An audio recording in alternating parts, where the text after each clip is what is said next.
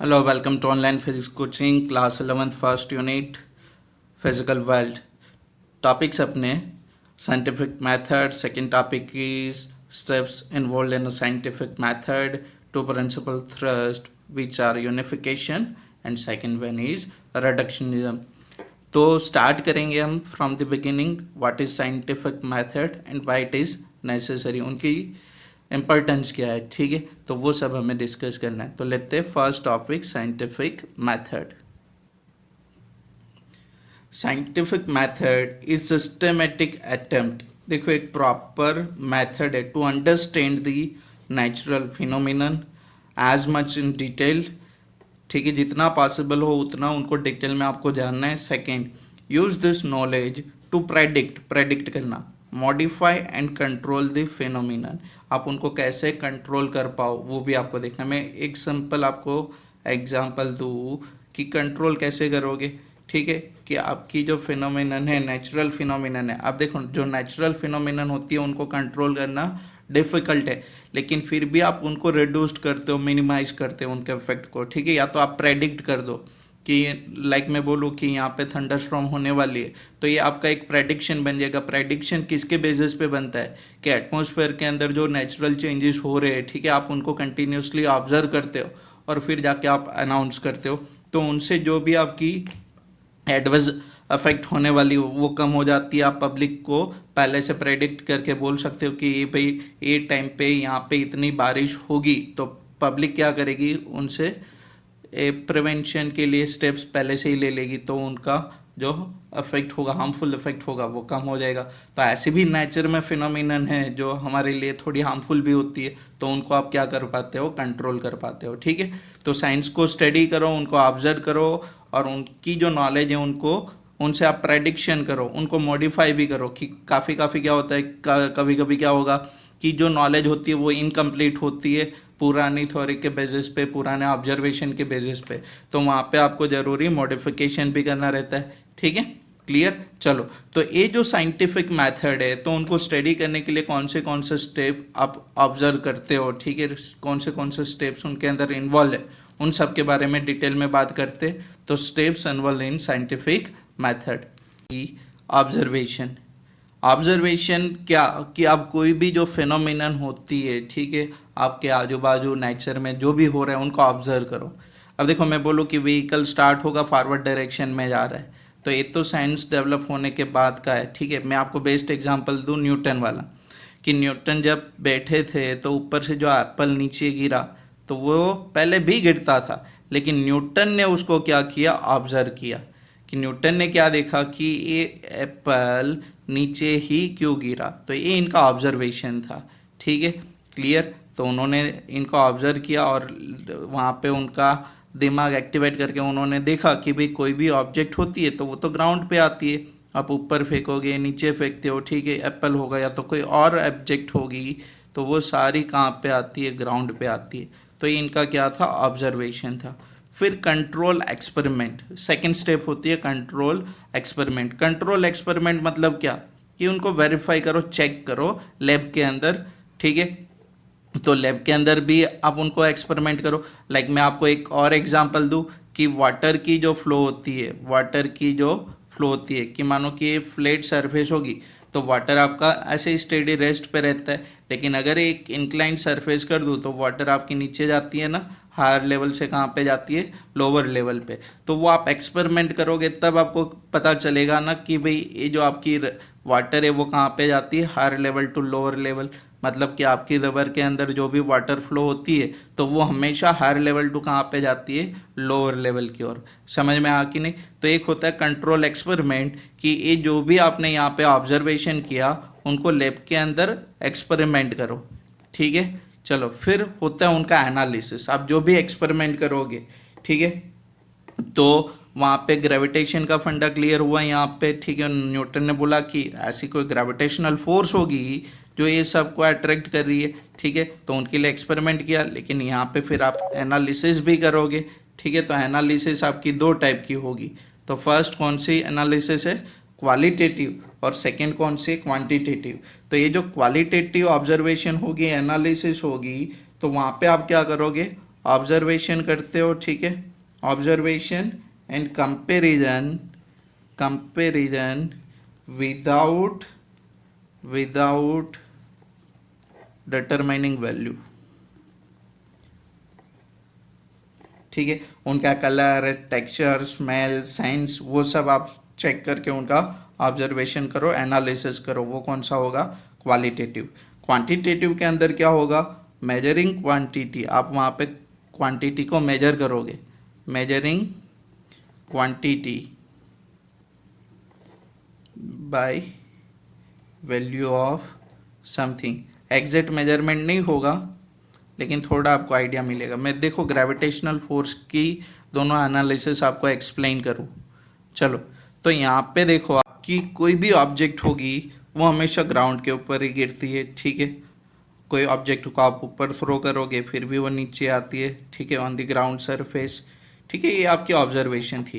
लेकिन अगर ये ऑब्जर्वेशन के अंदर मैं डिटेल में जाऊँ, ठीक है, कि आपकी अगर एक लाइटर ऑब्जेक्ट है, लाइटर ऑब्जेक्ट, ठीक है, वो 50 मीटर से गिर रही है, और एक आपकी हेवी ऑब्जेक्ट है, ठीक है, वो भी सेम डिस्टेंस से नीचे आ रही है 50 मीटर, तो दोनों की जो ग्राउंड पे इम्पैक्ट है ना वो अलग अलग है, ठीक है। आपको पता है कि हेवियर ऑब्जेक्ट होगी उनकी इम्पैक्ट ज़्यादा होगी, लाइटर ऑब्जेक्ट की इम्पैक्ट वहाँ पे कम होगी। मतलब क्या हुआ कि ये जो इम्पैक्ट यहाँ पे मिलेगी आपको ग्राउंड पे, वो किस पे डिपेंड करेगी, मास पे डिपेंड करेगी कि नहीं, ठीक है। तो ये कहाँ पे कौन से ऑब्जर्वेशन के अंदर आता है, क्वालिटेटिव ऑब्जर्वेशन के अंदर, ठीक है। कि आपकी कोई भी ऑब्जेक्ट है वो ग्राउंड पे ही आ रही है, कोई ऑब्जेक्ट को आप ऊपर थ्रो करो वो भी नीचे ही आ रही है, लेकिन उनका जो ग्राउंड पे इम्पैक्ट होगा, या तो मैं सेकेंड बोलूँ कि उनकी जो फोर्स एग्जर्ट होगी, ठीक है, gravitational force towards the earth surface, वो किस पे डिपेंड कर रही है, मास पे डिपेंड कर रही है, ठीक है। वैसे ही एक और आप निकालोगे, एक और ऑब्जर्वेशन से आपको पता चलेगा कि भाई एक्सेलरेशन पे भी डिपेंड करती है, तो एक किस पर डिपेंड कर रही है, ठीक है, किसके ऊपर डिपेंडेंट है, ठीक है। तो वो आपको पता चला क्वालिटेटिव ऑब्जर्वेशन से। फिर क्वांटिटेटिव ऑब्जर्वेशन के अंदर आपने क्या देखा कि चलो आप मास ज़्यादा करो तो इम्पैक्ट कितना वहाँ पे बढ़ता है, कितने मास चेंज करने से कितनी इम्पैक्ट बढ़ती है। तो एक आपको ना एक कौन सी मेथड देगी, आपको एक कैलकुलेशन वाली मेथड, ठीक है। और आप यहाँ पे वेरीफाई भी करोगे कि हाँ मास बढ़ाने से आपकी जो ग्राउंड पे इम्पैक्ट है वो ज़्यादा बन रही है, ठीक है। तो एक यहाँ पे वेरिफिकेशन होगा कि आपका जो क्वालिटेटिव ऑब्जर्वेशन था कि इम्पैक्ट मास पर डिपेंड करती है, करती है, आपने क्रॉस वेरीफाई किया, लेकिन अभी आपको उनका एग्जैक्ट मॉडलिंग नहीं मिला। या तो आप बोलो कि दो ऑब्जेक्ट है, इनका मास m1 और इनका मास m2 और दोनों का सेपरेशन कितना r के बराबर, तो इनकी जो ग्रेविटेशनल फोर्स होगी एक दूसरे के ऊपर वो ये दोनों की मास के प्रोडक्ट के ऊपर डिपेंड करेगी कि नहीं, ठीक है। आपका ग्रेविटेशनल लो है, आपने लोअर स्टैंडर्ड में स्टडी किया है कि ग्रेविटेशनल फोर्स क्या होगा, m1 m2 divide by R square, clear. तो यहाँ पे भी इनके ऊपर डिपेंड करती है, डिस्टेंस पे भी डिपेंड करेगी। तो आप अलग अलग मास की वैल्यू अलग अलग डिस्टेंस रख के वहाँ पे मतलब कि आप देखो आपके पास अभी इक्वेशन नहीं होगा, लेकिन आप क्या करोगे, ऑब्जर्वेशन करोगे कि दो हेवी ऑब्जेक्ट थे तो इनके बीच में ज़्यादा फोर्स एक्सर्ट हुआ, लेकिन जब दोनों का डिस्टेंस में बढ़ा देता हूँ तो वहाँ पे कम फोर्स एक्सर्ट हो रही है, ठीक है। तो इनसे आपको एक रिलेशन मिलेगा और उसको आप कन्वर्ट करते हो मैथमेटिकल मॉडलिंग के अंदर। मैथमेटिकल मॉडलिंग के अंदर आप उनका क्या प्रूव करोगे, उनका क्या डराइव करोगे, एक equation like that, this equation, ऐसे आपको एक इक्वेशन बनानी है, ठीक है। फिर से आप क्या करोगे, उनका प्रेडिक्शन कि अगर दो 1 kg की दो ऑब्जेक्ट है और 1 मीटर पे, तो उनके बीच में इतना फोर्स एक्सर्ट हो रहा है, तो अगर वो 1 मीटर की जगह पे 2 मीटर में करूँ तो अकॉर्डिंग टू दिस इक्वेशन ए वाली फोर्स वहाँ पे एक्सर्ट होनी चाहिए। तो ये आपका फिर क्या होगा, प्रेडिक्शन होगा बेस्ड ऑन मैथमेटिकल मॉडलिंग। समझ में आ कि नहीं, आपकी जो मैथमेटिकल मॉडलिंग होगी उनके बेसिस पे आप क्या करोगे, प्रेडिक्शन करोगे। अगर आपका ये जो मैथमेटिकल मॉडलिंग, आपका जो मैथमेटिकल फार्मूला करेक्ट होगा तो वो वेरीफाई हो जाएगा, और अगर ये आपका मैथमेटिकल इक्वेशन आपकी मॉडलिंग गलत होगी तो वहाँ पे क्या हो जाएगा, फॉल्सिफिकेशन। अगर फॉल्सिफिकेशन होगा तो फिर से यहाँ पे आप करेक्शन करोगे, ठीक है। और आप ऊपर भी चेक करोगे कि भाई ऊपर गलती तो नहीं कर दी ना आपने एनालिसिस के अंदर, अगर होगा वहाँ पे फिर से आप रिवाइट सॉरी कि कोई मिस्टेक होगी तो आप फिर से उनको रिकरेक्ट करोगे, ठीक है, उनको करेक्ट करो और फिर से वही स्टेप फॉलो करो, फिर जाके आपकी एक लॉज बनती है। ऐसे ही डायरेक्ट लॉज नहीं बनती, ठीक है, उनके अंदर काफ़ी सारे स्टेप्स इन्वॉल्व है और सारे स्टेप्स को आपको सिस्टमेटिकली चेक करना होता है, ठीक है, क्लियर। तो ये सारी आपकी क्या होगी, स्टेप्स होगी साइंटिफिक मेथड के अंदर। एक लॉ को डिफाइन करने में काफ़ी साल लग जाते हैं, उनको वेरीफाई भी करना होता है कि आपने जो बोला वो आपके लिए सही है, ठीक है, उनको सिस्टमेटिकली कोई और चेक करेगा, वेरीफाई करेगा, ठीक है, क्लियर। अब ग्रेविटेशन के अंदर काफ़ी सारे लॉ स्टडी करोगे, इनिशियली जो बोले वो उनके टाइम पे चल गए, लेकिन बाद में जाके उनको क्या करना पड़ा, फिर से करेक्ट करना पड़ा, ठीक है। चलो तो फिर नेक्स्ट है आपकी two principal, thrust, unification and reductionism. Unification is to explain different phenomena and the nature on the basis of one or minimum laws. कि काफ़ी सारी फिनोमिनन होती है जिसके पीछे ना एक ही लॉज आपकी काम करती है, तो वो सारी प्रिंसिपल को कंबाइन करो, वो सारे फिनोमिनन्स के लिए जो भी एप्लीकेबल प्रिंसिपल है उनको कंबाइन करो, तो उनको आप क्या बोलोगे, यूनिफिकेशन। कि मैनी टू वन करना मतलब काफ़ी सारे लॉज को आप कंबाइन करो और उनसे एक लॉज बनाओ, ठीक है, तो वो आपका क्या बनेगा, यूनिफिकेशन होगा आपका, ठीक है। तो यहाँ पे और भी बोला आपको, an effort to unify the fundamental forces and the nature. तो यहाँ पे देखो कि एक ऑब्जेक्ट ग्राउंड के ऊपर आती है, ठीक है, अर्थ आपकी सन के अबाउट घूम रही है, मून भी अर्थ एंड सन के अबाउट घूम रहा है, ठीक है, और भी काफ़ी सारे phenomenon like tides of falling of material. तो ये सारी फिनोमिनन के लिए एक ही लॉ आपकी वहाँ पे काम करती है, हाँ अलग अलग तरीके से काम करती है, लेकिन काम कौन सा कर रहा है, ग्रेविटेशनल लॉ, ठीक है। तो इन सब के लिए जो भी लॉज एप्लीकेबल है उन सबको मैंने एक कर दिया और उनका एक ग्रुप बना दिया, ठीक है, तो वो क्या हो गया, यूनिफिकेशन। इन सब के लिए हाँ उनका एप्लीकेशन अलग अलग होगा, लेकिन सबके लिए आपकी एक ही लॉज काम करती है, तो ये आपकी क्या हो गई, यूनिफिकेशन। काफ़ी सारे लॉज को कंबाइन करके आपको क्या करना है, एक लॉज बनानी है, ठीक है, तो ये आपका क्या होता है, यूनिफिकेशन, क्लियर। ऐसे ही कोई और ऑब्जेक्ट के लिए भी आप देखो कि मानो कि सर्कुलर मोशन का होगा, ठीक है, तो यहाँ पे भी देखो आपकी जो नेचुरल सैटेलाइट है, आर्टिफिशियल सैटेलाइट है, वो भी अर्थ के अबाउट घूमती है कि नहीं, ठीक है, तो वहाँ पे भी आपकी कौन सी फोर्स काम करेगी, ग्रेविटेशनल फोर्स काम करेगी, वहाँ पे आपका सेंट्रीपेटल फोर्स भी होगा, तो उनको भी आप यूनिफाई करके कौन से ग्रुप में लेके आओगे, यहाँ पे जैसे आपकी ये घूम रही है वैसे ही सैटेलाइट के लिए आप ग्रेविटेशनल लॉ अप्लाई करोगे, तो ये होता है आपका यूनिफिकेशन। काफ़ी सारे फिनोमिनन को एक ही प्रिंसिपल से एक्सप्लेन करना आपको, क्लियर, या तो काफ़ी सारे प्रिंसिपल को कंबाइन करके एक कॉमन प्रिंसिपल बनाओ, सबके लिए नहीं बन सकता, थर्मोडाइनमिक्स पूरा अलग होता है, ठीक, काइनेमेटिक्स पूरा अलग है, लेकिन जो सारी फिनोमिनन सेम प्रिंसिपल के बेसिस पे होती हैं उनके लिए, क्लियर। तो ये क्या होगा, आपका यूनिफिकेशन होगा। चलो फिर नेक्स्ट आपके reductionism. To understand properties of a complex system and the properties of its simple constituent are taken into account. This approach is called reductionism.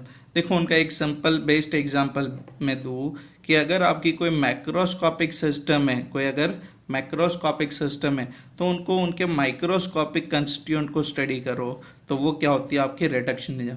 मैं अगर बोलूँ कि आपको कोई मैटर के बारे में स्टडी करना है, तो मैटर को स्टडी करने से पहले उनके मॉलिक्यूल्स, उनके एटम का स्टडी करो, तो वो क्या बन गया, आपका रिडक्शनिज्म, ठीक है। तो यहाँ पे दो एग्जांपल लिए मैंने, एक थर्मोडाइनेमिक का और एक थर्मल पावर प्लांट, और you can say nuclear power plant. तो आप सबको पता है ना कि थर्मल पावर प्लांट के अंदर क्या होता है कि कोल के अंदर जो केमिकल एनर्जी है उनको फाइनली आप कहाँ पे कन्वर्ट करते हो, इलेक्ट्रिकल एनर्जी में, तो उनके अंदर काफ़ी सारी प्रोसेस होती है, ठीक है। वैसे न्यूक्लियर पावर प्लांट में क्या होगा कि आपका जो रेडियो एक्टिव एलिमेंट होगा उनके अंदर जो भी एनर्जी है उनको आपकी कौन से एनर्जी में कन्वर्ट करते हो, फाइनली इलेक्ट्रिकल एनर्जी में, ठीक है। तो ये सारी इतनी बड़ी कॉम्प्लेक्स सिस्टम आप एक ही प्रिंसिपल के बेसिस पे नहीं एक्सप्लेन करते, तो उनको आपको क्या करना पड़ता है, डिवाइड करना पड़ता है कि भाई इनकी थर्मल एनर्जी को आप हीट एनर्जी में कन्वर्ट करोगे, वो हीट एनर्जी से आप वाटर की वेपर क्रिएट करते हो, और वो वाटर की वेपर से आप टरबाइन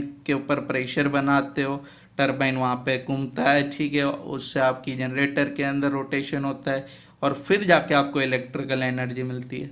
तो ये पूरी जो कॉम्प्लेक्स सिस्टम है उनको आप अलग अलग पार्ट में डिवाइड करो और हर एक सेगमेंट को स्टडी करो। तो ये आपने क्या किया, रिडक्शनिज्म किया। यहाँ पे देखो एक और बेस्ट एग्जांपल है कि आपकी जो थर्मोडायनेमिक सिस्टम थी तो वो डेवलप क्यों हुई थी कि मैक्रोस्कोपिक प्रॉपर्टीज एक्सप्लेन करे बल्क मैटर के लिए, कि कोई बल्क सिस्टम हो उनकी मैक्रोस्कोपिक प्रॉपर्टीज को एक्सप्लेन करे। कौन सी properties, like temperature, internal energy, entropy, तो इनको एक्सप्लेन करे। लेकिन बाद में क्या हुआ कि जब ये सारी प्रॉपर्टीज को आपको स्टडी करना था तो आपको क्या करना पड़ा कि उनको मॉलिक्यूल्स के टर्म्स में आपको स्टडी करना पड़ा, कि काइनेटिक थ्योरी आपने मॉलिक्यूल्स की स्टडी की, उनकी स्टैटिकल मैकेनिक्स स्टडी की, फिर जाके आप इनको डिफाइन कर पाए, ठीक है। तो ये आपकी क्या होती है, रिडक्शनिज्म। समझ में आ कि नहीं, क्लियर। तो मैं इनको बोलूँ कि ये थर्मोडायनेमिक का एक माइक्रोस्कोपिक फॉर्म के अंदर आपने स्टडी किया, क्लियर। पहले बल्क मैटर के लिए आपको स्टडी करना था, लेकिन फिर आपको कहाँ पे स्टडी करना पड़ा, मॉलिक्यूल्स के लिए, ठीक है। तो वहाँ से ही आप इनको डिफाइन कर पाए, temperature, internal energy, entropy of a bulk system. तो ये क्या होता है, आपका रिडक्शनिज्म होता है। आई होप सबको समझ में आ, ठीक है, क्लियर। तो ये आपकी क्या थी, unification and reductionism. First unit के अंदर इनके अलावा जो भी आपका पार्ट है ना, तो वो सिंपल पार्ट है, आप एक बार अच्छे से रीड करोगे तो आपको सब समझ में भी आ जाएगा, क्लियर, कि वो कैसे आपका फिजिक्स केमिस्ट्री से रिलेटेड है, मैथमेटिक्स से रिलेटेड है, बायोलॉजी से रिलेटेड है।